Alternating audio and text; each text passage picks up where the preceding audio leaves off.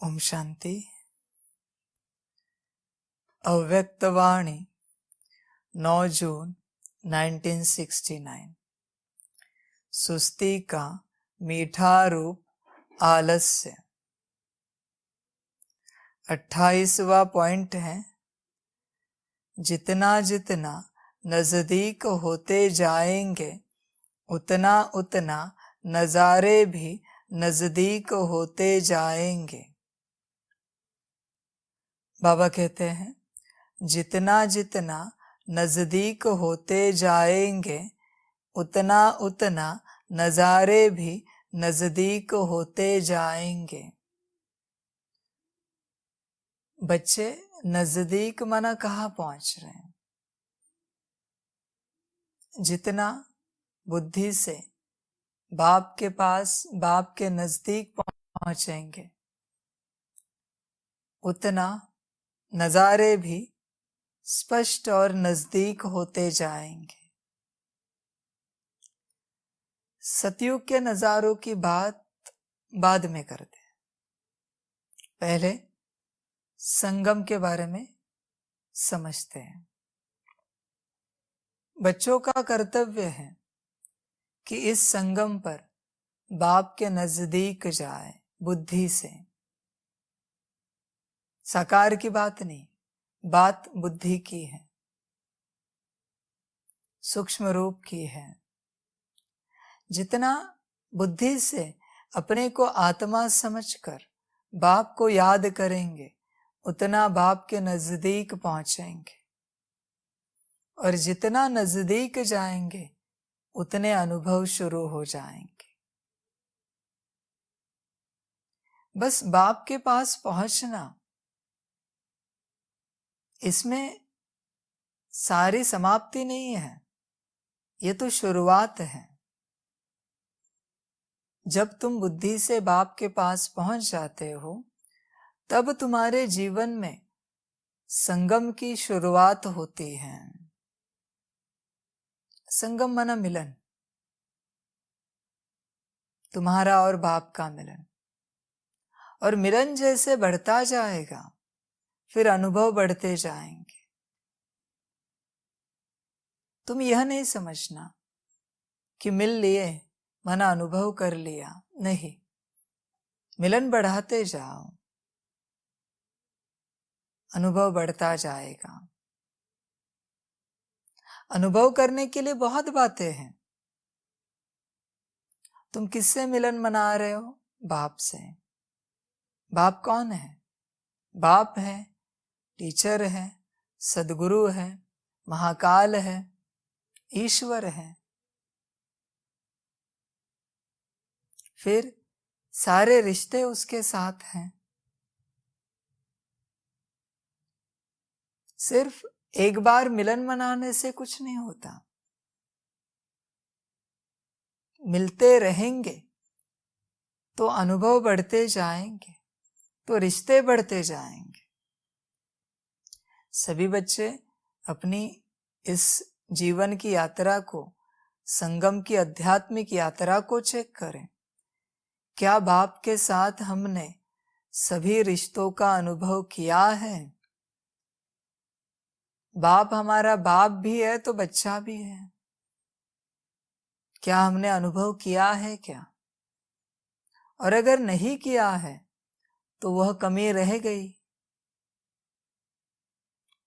यह कमी खाएगी अंत में कि सबने सब अनुभव किए, हम नहीं कर पाए। इसलिए बुद्धि से नजदीक पहुंचते जाओ।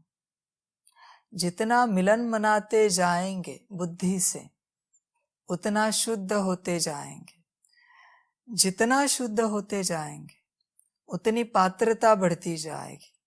जितनी पात्रता बढ़ती जाएगी उतने रिश्तों का अनुभव होता जाएगा।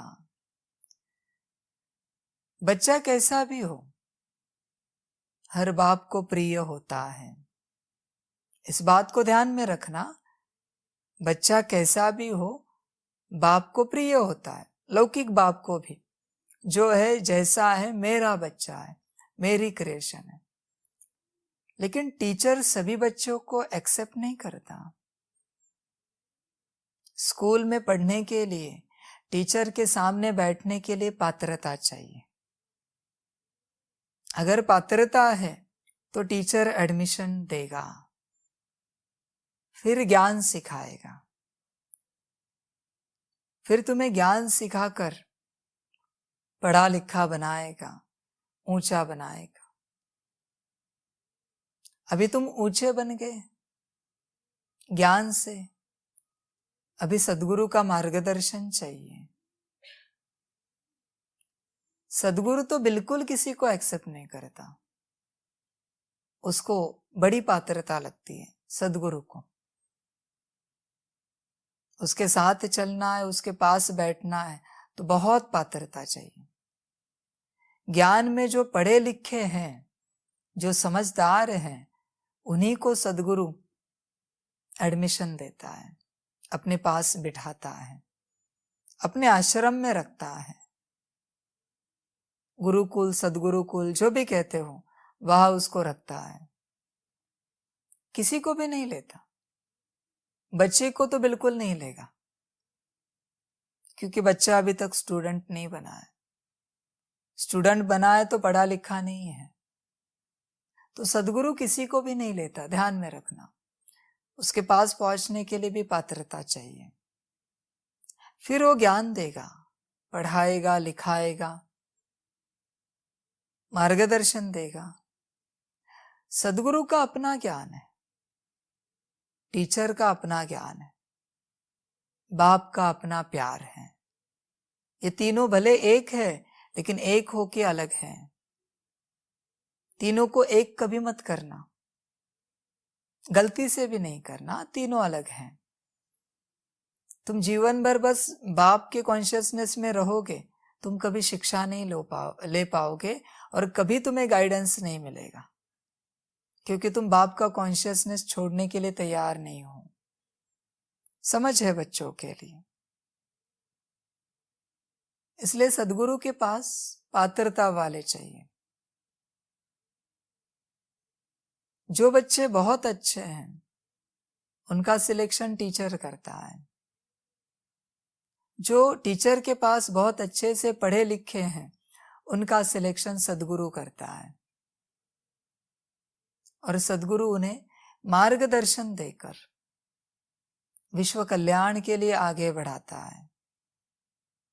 सद्गुरु का काम ही वह है कि विश्व की सेवा करना, दुनिया को सुख देना, दुनिया को सही रास्ता दिखाना, सही रास्ते पर चलाना, यह सद्गुरु का काम है। तो क्या करता है सद्गुरु? उन्हें सही रास्ते पर चलना सिखाता है, ताकि वो दूसरों को सिखा सके। ये काम सद्गुरु करता है। अब यह हुई सद्गुरु की बात। अभी सद्गुरु के बाद महाकाल बैठा है। बाप महाकाल है तो बच्चे मास्टर महाकाल है। महाकाल का काम है मुक्ति, जीवन मुक्ति देना। सद्गुरु से सीख कर जब आप आगे बढ़ेंगे, पात्र बनेंगे, तो उसमें से भी चुन चुन कर महाकाल सिलेक्ट करेगा कि कौन इस दुनिया का परिवर्तन कर सकते हैं।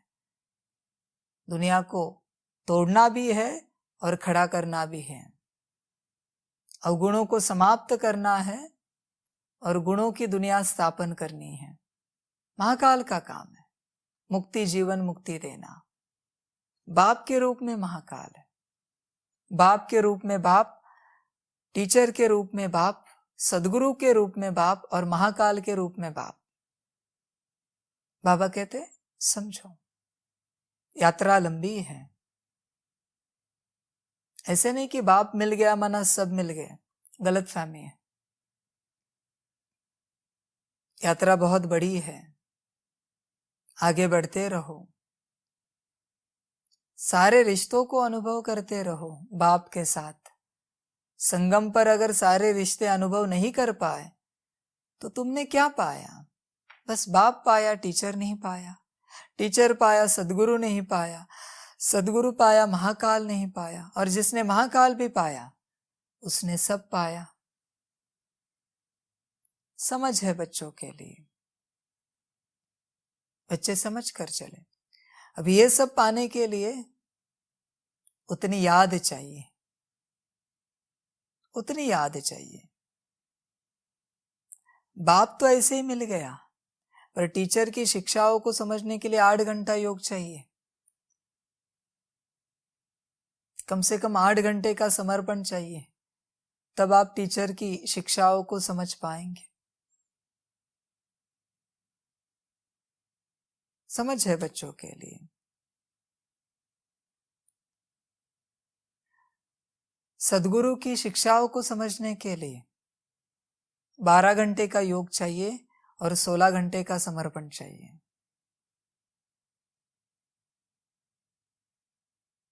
तब जाके सदगुरु की शिक्षाओं को समझ पाएंगे। सदगुरु क्या समझा रहा है, सदगुरु क्या गाइडेंस दे रहा है, समझ है बच्चों के लिए।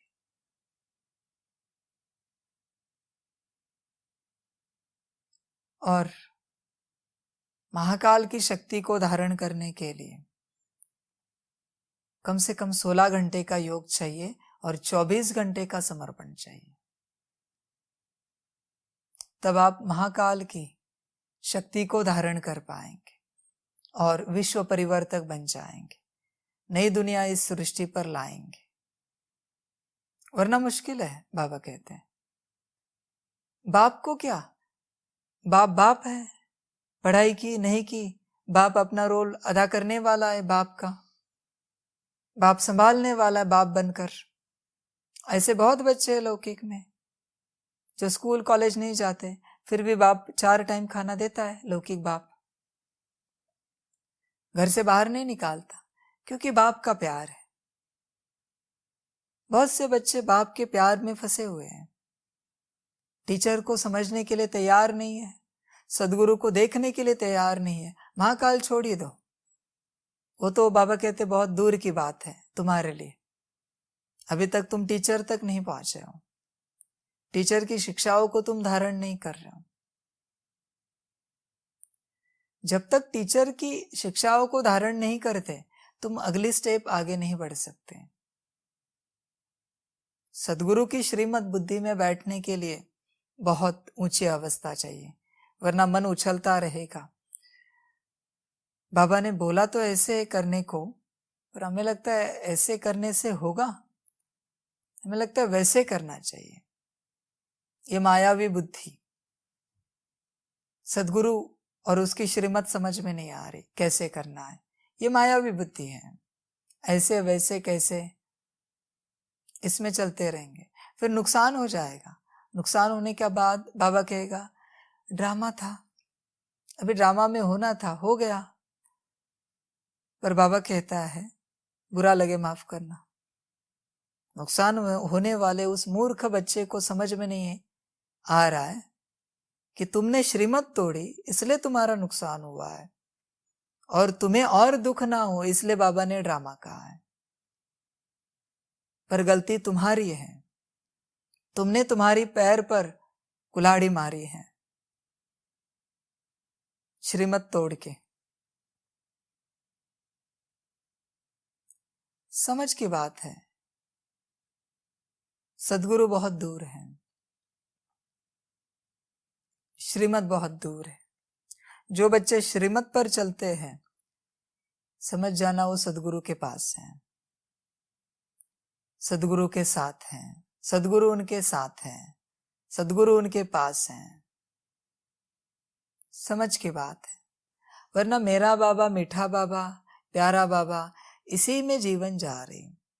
जरूर कहो, पर टीचर की शिक्षाएं भी लो। ऐसे नहीं ना कि शिक्षाएं कुछ भी नहीं लो, धारणा कुछ भी नहीं करो और कहते रहो हम तो बड़े प्यार से कहते हैं मेरा बाबा, मीठा बाबा, प्यारा बाबा, पदम गुणा शुक्रिया बाबा। ऐसे थोड़ी होता है। सीखेगा कौन? बाप कहता है सिखाने का अधिकार मेरे पास नहीं है, सिखाने का अधिकार टीचर के पास है। गाइडेंस देने का अधिकार सदगुरु के पास है, भले वो मैं ही हूं, लेकिन बाप के रूप में मेरे पास वो अधिकार नहीं है। मैं तुम्हें घर में बिठा के सिखा नहीं सकता, तुम्हें सेंटर आना पड़ेगा, मधुबन आना पड़ेगा, शिक्षाएं लेनी पड़ेंगी। घर में बैठकर कठिन होगा सीखने में। लौकिक रूप में भी लौकिक पिता बच्चे को सिखाता है, लेकिन बच्चे की बुद्धि में उतना नहीं बैठता जितना वो स्कूल जाके सीखता है। बाबा कहते हैं योग बढ़ाओ। बाबा को याद करो। याद किसको करना है? आत्मा समझ के बाप को याद करना है। ध्यान रखो, याद बाप को करना है तो टीचर की शिक्षाएं समझ में आएंगी। धारण टीचर की शिक्षाओं को करना है तो सदगुरु की श्रीमत समझ में आएगी। चलना सदगुरु की श्रीमत अनुसार है तो महाकाल की शक्ति को धारण कर पाएंगे। समझ है बच्चों के लिए, यह यात्रा है। एक दिशा से नहीं चलो, समझ कर चलो। तो पहली शुरुआत है, अपने को आत्मा समझो, अपनी कॉन्शियसनेस में आ जाओ। जितना देर तक, जितना लंबा समय तक तुम अपनी स्थिति में रह सकते हो, अपनी स्थिति में रहो। अपने आप को देखो, तुम सितारा हो जिसमें 16 गुण शक्तियां हैं, मन बुद्धि संस्कार है। वही तुम्हारा 16 श्रृंगार है, वही तुम 16 कला संपन्न हो। तुम अपने आप को देखते रहो। जब ये पक्का होगा, ये जब पक्का होगा तुम्हारा, तो उसके बाद बाबा कहते हैं तुम उस स्वरूप में रहकर बाप को याद करो। मैं आत्मा 16 कला संपन्न, 16 श्रृंगारों के साथ श्रृंगारी हुई इस स्वरूप में बाप को याद कर रही हूं अपने बुद्धि से। जब बाप को याद कर रहे हैं तो मन उसका चिंतन करता रहे, मनन करता रहे बाप का। संकल्प मन में बाप के उठते रहे। संस्कार उन संकल्पों को, उस याद को अपने अंदर धारण करता रहे, पक्का करता रहे। सभी गुण शक्तियां भी भरपूर होती रहे। तुम्हारा पहला कर्तव्य है अपने को आत्मा समझकर बाप को याद करना। तुम करो तो फिर अगला पड़ाव शुरू होगा। तब तक तुम पीछे ही हो। बाप को याद करो। योग बाप से लगाना है तो टीचर का ज्ञान मिलता जाएगा। तुम योग नहीं लगाते और टीचर से ज्ञान लेने की कोशिश करते हो, ज्ञान बुद्धि में बैठेगा नहीं, उल्टा तुम अवज्ञा करोगे। बिना पात्रता के तुम टीचर को सवाल पूछ रहे हो। पहली स्टैंडर्ड का बच्चा 10वीं स्टैंडर्ड के टीचर को सवाल पूछे, शोभा नहीं देता।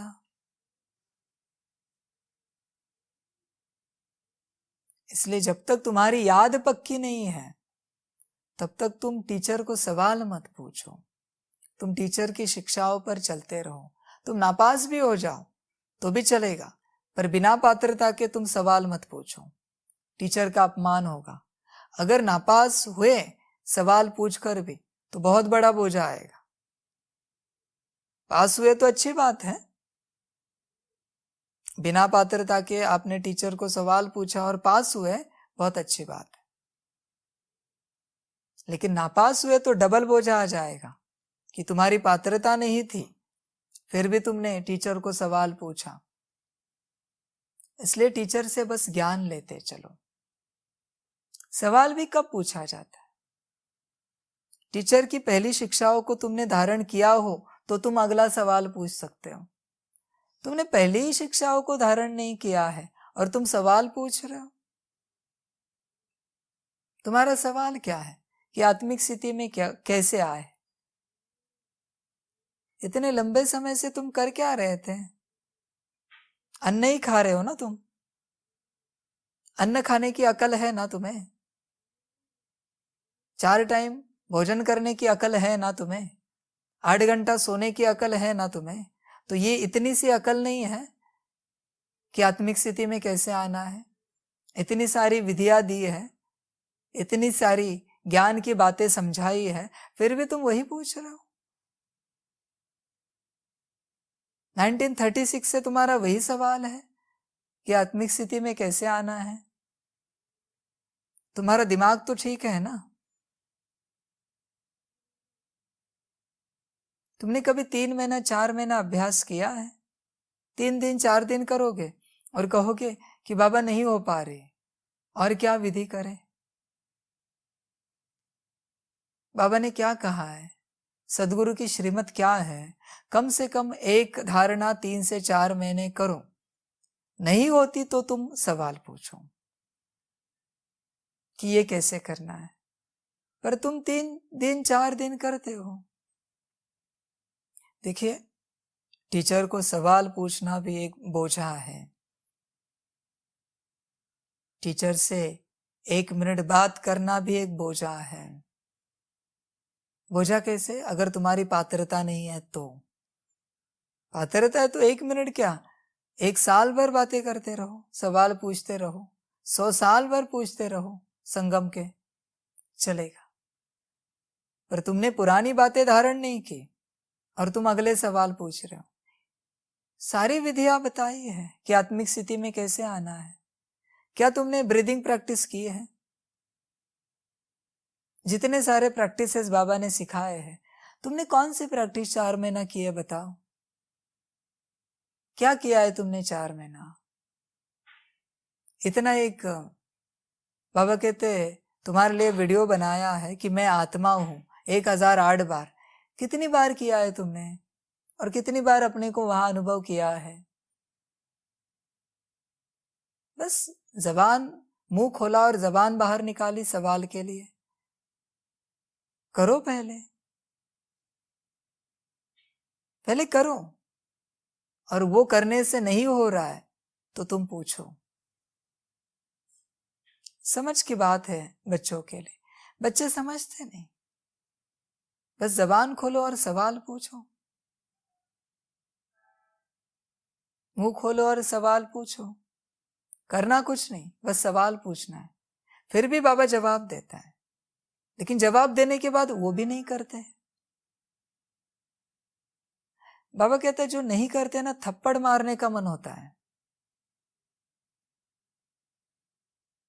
ऐसे स्टूडेंट चाहिए ही नहीं टीचर को, आओ ही नहीं बाप के पास। बाबा कहते हैं मुझे जरूरत नहीं किसी की। अष्टरत्न बन जाएंगे, 108 भी बन जाएंगे, 1008, 16108, 9 लाख बन जाएंगे, मुझे जरूरत नहीं किसी की। तुम्हें जरूरत है, करना है तो करो, नहीं तो मत करो। ये सवाल मत पूछो तुम। तुम्हारे ना आने से कुछ मेरा बिगड़ेगा नहीं, या तुम्हारे आने से मेरा कुछ सुधरेगा नहीं। जो बिगड़ेगा तुम्हारा, जो सुधरेगा तुम्हारा। समझ की बात है बच्चों के लिए। बच्चे समझते नहीं, बस चलते रहना है, सवाल पूछते रहना है। ऐसे बच्चे याद का आता पता नहीं, योग का आता पता नहीं, सवाल पर सवाल पूछे जा रहे हैं। पहले योग करो, ज्ञान को समझो, फिर टीचर को समझो।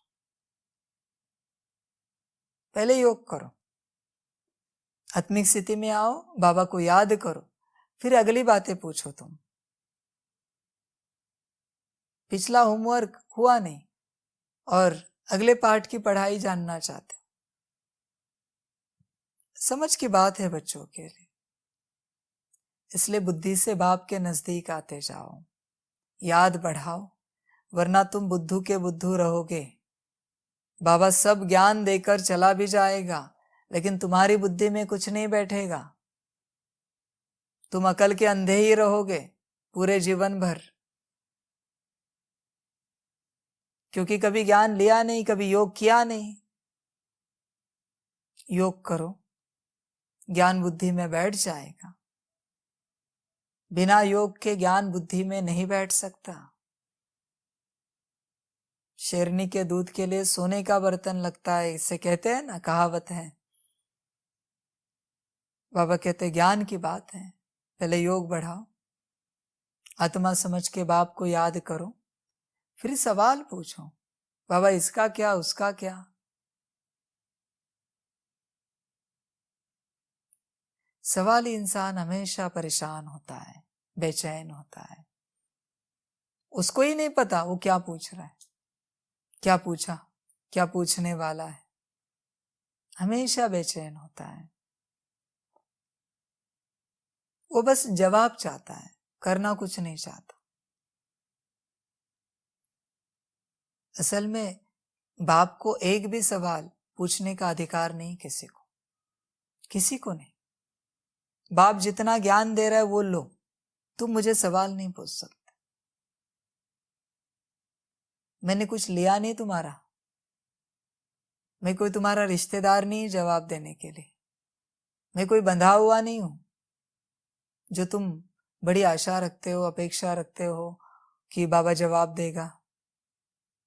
और तुम जो पूछ रहे हो ना, वो तुम्हारे काम की चीज नहीं है। पर बाप जो बता रहा है वो तुम्हारे जरूर काम की चीज है। इसलिए तुम पूछो नहीं, बस तुम लो। तुम्हें अकल नहीं है किस समय में क्या पूछना है और कौन सा ज्ञान लेना है, पर बाप को पता है किस समय में कौन सा ज्ञान देना है। तुम पूछो ना पूछो, बाप रोज नया ज्ञान देता रहता है, क्योंकि उस दिन उस ज्ञान की जरूरत है और वहां से संगम के अंत तक उस ज्ञान की जरूरत है। इसलिए पहले से पहला ज्ञान नहीं देगा, जिसकी जरूरत है वही देगा। और तुम वो पूछ रहे हो जिसकी तुम्हें अभी जरूरत नहीं। ऐसी बुद्धि है मनुष्यों की। इसलिए योग बढ़ाओ, योग बढ़ाओ। बाबा कहते जितना जितना नजदीक होते जाएंगे उतना उतना नजारे भी नजदीक होते जाएंगे। कौन से नजारे? अपने संपन्न स्वरूप के, संपूर्ण स्वरूप के। सतयुग तो आएगा, वो नजारे तुम देखेंगे।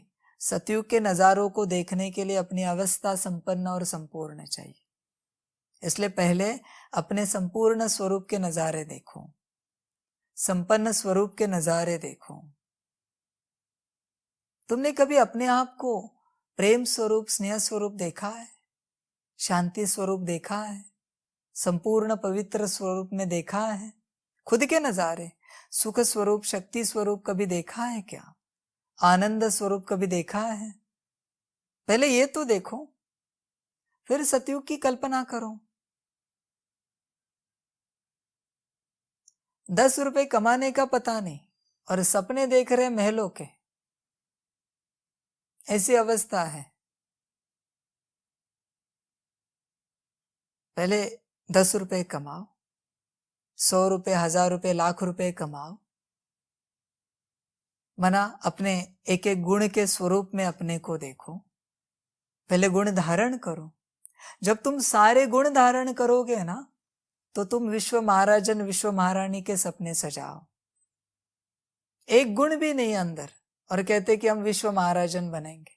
किसने कहा?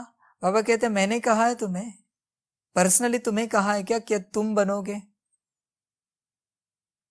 समझो जरा, समझ कर चलो। समझ की बात है बच्चों के लिए। एक एक गुण के स्वरूप बनो। कितना ज्ञान है बाबा ने दिया है। इतना जो ज्ञान तुमने सुना है, पढ़ा है, इसमें से तुमने कितना धारण किया है बताओ। कोई ऐसा एक महावाक्य बताओ जो तुमने परमानेंट धारण किया है, जो तुम्हारी धारणा में है, तुम्हारे व्यक्तित्व में है। एक महावाक्य बताओ बाबा का। एक भी नहीं बताने जैसा, जो पक्का तुमने धारण किया है। एक भी नहीं। और तुम्हारे सवाल लाख के होते हैं। तुम हो खाक के और सवाल है लाख के, ऐसी अवस्था है तुम्हारी, है पास कुछ नहीं और सवाल बहुत बड़े बड़े पूछ रहे। पहले धारण करो, एक तो महावाक्य धारण करके बाप के सामने आओ, कुछ अधिकार तो रखो अपने पास बाप से बात करने का। एक महावाक्य धारण किया है बाबा हमने, ये परमानेंट, आज तक ये धारणा हमसे टूटी नहीं, एक तो धारणा दिखाओ।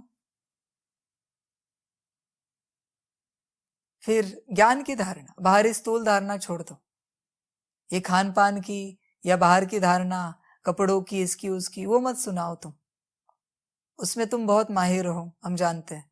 ज्ञान की धारणा बताओ, कौन से गुण स्वरूप तुम बने हो, कौन से शक्ति स्वरूप तुम बने हो कि यह गुण तुमने परमानेंट धारण किया है, यह शक्ति तुमने परमानेंट धारण की है, बताओ तो सही। फिर तुम बात करने का अधिकार रखो अपने पास बाप से, वरना चुप रहो, तुम बस सुनो। एक बात ध्यान में रखना, बाप से सवाल पूछने में उतना योग बल नष्ट होता है, पात्रता लगती है। बाप को तुम क्रॉस क्वेश्चन भी नहीं कर सकते, डाउट आए तो भी नहीं कर सकते। बाप की बात पर डाउट माना बाप पर डाउट है। फिर भी बाप समझाता है, बाप का काम है सिर्फ ऑर्डर देना, श्रीमत देना, समझाना बाप का काम नहीं है, करो या ना करो, कैसे करनी वो भी तुम जानो, वो मैं नहीं जानता, वो तुम खोजो। बाप का काम है सिर्फ श्रीमत कहना। तुम अगर उसको क्रॉस क्वेश्चन करोगे, तुम्हारा योग बल नष्ट करोगे। कैसे करनी है ये भी पूछोगे, फिर भी तुम्हारा योग बल नष्ट करोगे। इसलिए अपना योग बल नष्ट मत करना, बस बाप जो कह रहा है वो करना, सवालों में मत जाना। श्रीमत पर सवाल नहीं उठाया जाता, और बाप का हर महावाक्य श्रीमत है, बाप का हर बोल श्रीमत है, ये समझ की बात है। कैसे करना ये तुम जानो, ये भी मैं बताऊं तो तुम्हारा काम क्या है, बस खाना और सोना, मौज करना, समझ की बात है। अभी तुम छोटे नहीं हो, बहुत साल से ज्ञान में चल रहे हो। ABCD नहीं, पर ए तो समझ में आया होगा ना, तो समझ कर चलो। समझ की बात है बच्चों के लिए, बच्चे समझते नहीं, इसलिए योग बढ़ाओ। योग बढ़ेगा तो बाप की बातें समझ में आएंगी, वरना तुम ऐसे ही रहोगे, ऐसे ही चलते रहोगे। टीचर कभी तुम्हारे सामने नहीं आएगा, सदगुरु कभी तुम्हें श्रीमत नहीं देगा, बस बाप लाड़ प्यार देता रहेगा और तुम्हें लगेगा बाप मिला। बाप खिलाता पिलाता रहेगा, मौज कराता रहेगा, तुम्हें लगेगा बाप मिला, और जीवन भर इसी गलतफहमी में तुम चलते रहोगे और अपना नुकसान करोगे। इसलिए योग बढ़ाओ, योग बढ़े, बाप के साथ कंबाइंड स्वरूप का अनुभव बढ़े। अनुभव माना 1 मिनट की बात नहीं, बाबा कहते हैं कम से कम 8 घंटा बाप को याद करो, उठते बैठते चलते फिरते बाप को याद करो 8 घंटा, तब जाके टीचर की शिक्षाएं समझ में आएंगी। समझ की बात है, बाबा कहते हैं बच्चों के लिए। तो जितना जितना नजदीक होते जाएंगे, उतना उतना नजारे भी नजदीक होते जाएंगे अपने स्वरूप के, संपन्न संपूर्ण स्वरूप के नजारे नजदीक होते जाएंगे। तुम बस अपने नजारे देखो, दुनिया के नजारे छोड़ दो और इसी में आगे बढ़ते रहो, स्वरूप बनते चलो। बाबा कहते स्वरूप बनो, एक एक गुण का स्वरूप बनते चलो, संपूर्ण स्वरूप, उस गुण में बिल्कुल कमी ना हो, एक एक शक्ति का संपूर्ण स्वरूप बनो। ऐसे सभी गुणों और सभी शक्तियों का तुम संपूर्ण स्वरूप बनोगे, तब जाके 16 कला संपन्न और संपूर्ण बनोगे। योग बढ़ाते चलो, इसके लिए याद बढ़े, बाबा कहते हैं। अच्छा, ओम शांति। सभी बच्चों को बाप की पदम गुणा, याद, प्यार, गुड मॉर्निंग और नमस्ते। सदा खुश रहना, मौज में रहना और बाप की याद में रहना।